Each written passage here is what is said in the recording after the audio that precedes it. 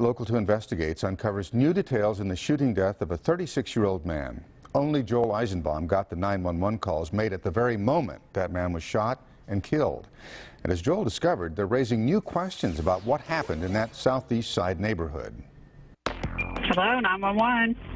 Yes, we have a crazy person in our home. It's a first-hand account of his very last moments, and it could answer the question of whether his death was a crime or self-defense. Don't you make me shoot you, man. I will shoot your. Early Sunday, May 26th, in this well-to-do neighborhood near NASA, 36-year-old Brandon Smith was killed in the middle of the road. He said he was shot in the stomach and he was shot in the head. A neighbor had shot him twice while on the phone with 911. Do you know who it is?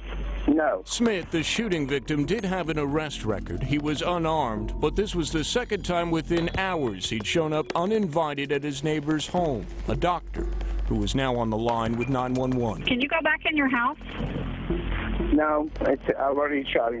What? I've already shot him.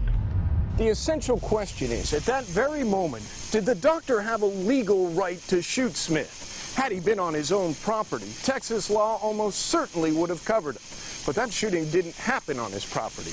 It happened in the middle of a public street, some 68 feet away from his house. Why did you shoot him? He was attacking me. The question to the police department was, did y'all do a toxicology report on the shooter? No, that was not done.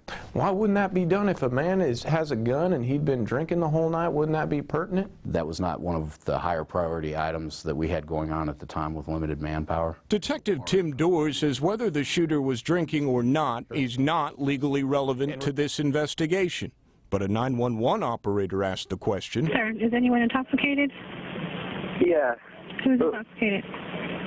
We are, but holy What's going on? he just got shot. Who got shot? And that's where it ended for Brandon Smith. Was it a crime or self-defense? Police won't yet say, but Brandon Smith's father has made up his mind. Well, if it's not self-defense, what is it? Murder. In Taylor Lake Village, Joel Eisenbaum, KPRC Local 2. Now, the shooter in this case has not been charged with any crime. We've tried to contact him on 2 separate days with no response. Lakeview police tell us when they finish their investigation, they will forward it to the Harris County DA, who will then decide whether or not to prosecute.